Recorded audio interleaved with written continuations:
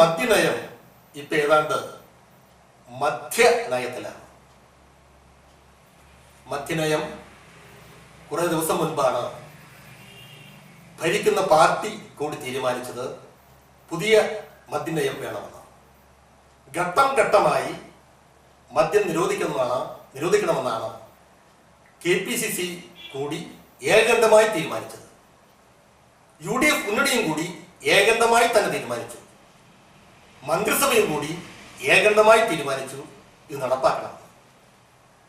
കുറച്ച് ദിവസം കഴിഞ്ഞപ്പോൾ നയം മാറി. ആരാണ് മാറ്റിയെന്ന് അറിഞ്ഞുകൊണ്ട് KPCCയുടെ അനുവാദമില്ലാതെ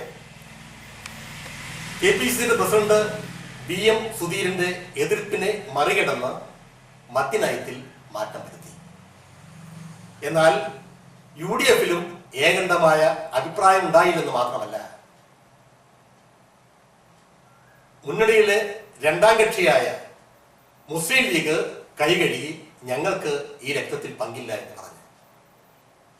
മാത്രമല്ല, കുഞ്ഞാലിക്കുട്ടി കടത്തി ഒന്നുകൂടി പറഞ്ഞു, ഇത് UDF മുന്നണിയുടെ മരണമണി മുഴങ്ങുന്ന നടപടിയാണെന്ന്. സുധീരൻ പറഞ്ഞു, ജനങ്ങളോട് കണക്ക് പറയേണ്ടി വരുമെന്ന്.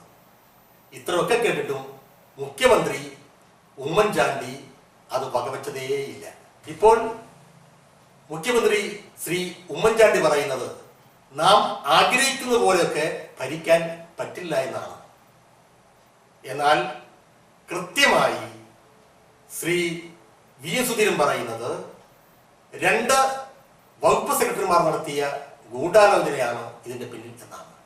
ഇതിന്റെ തിരക്കഥ തയ്യാറാക്കിയത് വേറെ ആരോ ആണ് എന്നാണ് സുധീരൻ പറയുന്നത്. ആ തിരക്കഥാകൃത്തിനെ കണ്ടുമുട്ടിയാൽ നമുക്ക് തല്ലാം, അല്ലെങ്കിൽ കൊല്ലാം, അല്ലെങ്കിൽ അഭിനന്ദിക്കാം. ഇത് ഏത് വേണമെന്ന് ബഹുജനം തീരുമാനിക്കും. അവരാണല്ലോ തീരുമാനിക്കേണ്ടത്.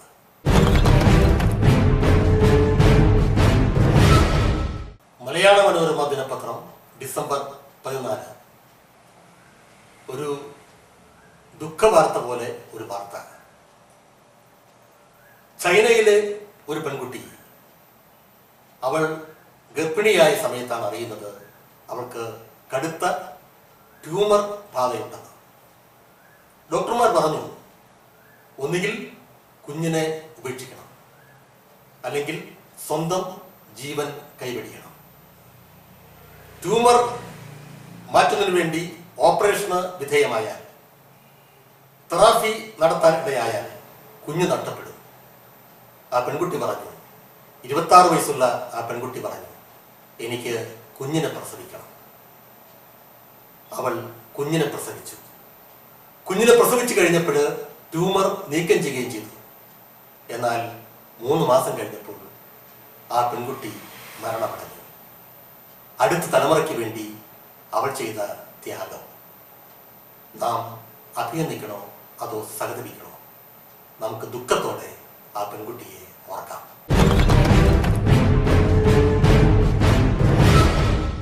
മാധ്യമം ഡിസംബർ 19. മറ്റൊരു ഗർഭ വാർത്ത. കേരളത്തിലാണ്, ചങ്ങനാശ്ശേരിയിലാണ്. പെൺകുട്ടി ഗർഭിണിയായി. ഡോക്ടറെ കാണാൻ ചെന്നു. ഗർഭം സ്ഥിരീകരിച്ചു. 3-ാം മാസം ചെന്നപ്പോൾ സ്കാൻ ചെയ്തു. പ്രസവ മാസവും പ്രസവ തീയതിയും ഡോക്ടർ നിർദ്ദേശിച്ചു. 9-ാം മാസം പെൺകുട്ടി പ്രസവിക്കാനായി ഹോസ്പിറ്റലിൽ ചെന്നു. ഡോക്ടറെ കണ്ടു. വീണ്ടും സ്കാനിങ് നടത്തിയതിനു ശേഷം ഡോക്ടർ പറഞ്ഞു, നിങ്ങൾക്ക് ഗർഭം ഇല്ല. ബഹളമായപ്പോൾ ഡോക്ടർ പറഞ്ഞു, ഇത് സ്യൂഡോ ഗർഭം എന്ന രോഗമാണ്. ഇനിയും എത്രയെത്ര ഗർഭങ്ങൾ നാം കാണാനിരിക്കുന്നു, കേൾക്കാനിരിക്കുന്നു.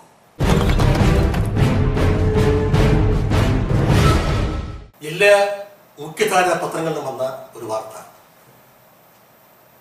കോടീശ്വരിയായ വീട്ടമ്മ അനാഥയായി മരിച്ചു. സ്ഥലം ആലുവയിലെ അമ്പാട്ടുകാവ്. ആ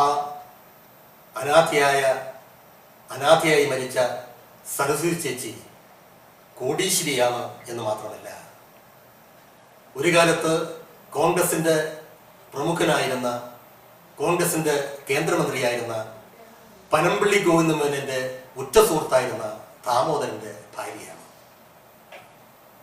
ദാമോദരൻ എന്നയാൾ 50 വർഷം മുമ്പ് മരണമടഞ്ഞു. അന്നു മുതൽ അവർ താമസിച്ചിരുന്നത് അംഗവൈകല്യമുള്ള മകളും ഒരുമിച്ചാണ്.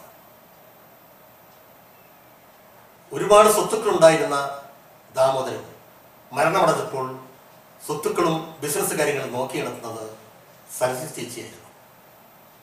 പക്ഷേ ബിസിനസ് നന്നായിട്ട് നടത്താനുള്ള വേണ്ടത്ര ജാഗ്രത സരസ്വതി ചേച്ചിക്ക് ഉണ്ടായില്ല. അവരുടെ വീട് പലവട്ടം പല ഷൂട്ടിംഗ് കേന്ദ്രങ്ങളുമായി. പല സിനിമകളും ആ വീട്ടിൽ വലിയ ബംഗ്ലാവിൽ ഷൂട്ട് ചെയ്തു. എന്തിന്? എൻ്റെ നാടക സമിതിയായ മൈത്രീയ കലാകേന്ദ്രത്തിൻ്റെ റിഹേഴ്സലും അവിടെ നടത്തിയിട്ടുണ്ട്. നിഷ്കളങ്കയായ സരസ്വതി ചേച്ചി എന്നും സ്നേഹമായപ്പോടെയാണ് എല്ലാവരോടും പെരുമാറിയിരുന്നത്. എന്നാൽ അവസാന കാലമായപ്പോഴേക്കും പോളിയോ ബാധിച്ച് അംഗവൈകല്യമുള്ള ശ്രീമോൾ എന്ന മോളും ഒരുമിച്ച് ഒറ്റയ്ക്ക് താമസിക്കുന്നതിൻ്റെ ദുരിതം അവരനുഭവിച്ചു. ബന്ധുക്കൾ ഉണ്ടെങ്കിലും ബന്ധുക്കളുടെയും വേണ്ടത്ര സഹായം ലഭിച്ചില്ല. അവസാനം മരണമടഞ്ഞപ്പോൾ അനാഥയെ പോലെ സർക്കാർ ആശുപത്രിയിൽ കിടന്നാണ് ആ കോടീശ്വരി മരണമടഞ്ഞത്. ഇപ്പോൾ 50 വയസ്സ് പ്രായമുള്ള ശ്രീമോൾ ഒറ്റയ്ക്കാണ്. ശ്രീമോൾ എന്ന പെൺകുട്ടിയെ സംരക്ഷിക്കാനുള്ള ബാധ്യത, ആ സംരക്ഷണം ഏറ്റെടുക്കാനുള്ള ബാധ്യത സർക്കാരിനുണ്ട്. അത് നിർവഹിക്കുമെന്ന് നമുക്ക് പ്രതീക്ഷിക്കാം. ഒരു പണവും സർക്കാർ മുടക്കേണ്ടതില്ല. അവരുടെ സ്വത്തുക്കൾ കൊണ്ട് തന്നെ ആ സംരക്ഷണം ഏറ്റെടുക്കാവുന്നതേ ഉള്ളൂ.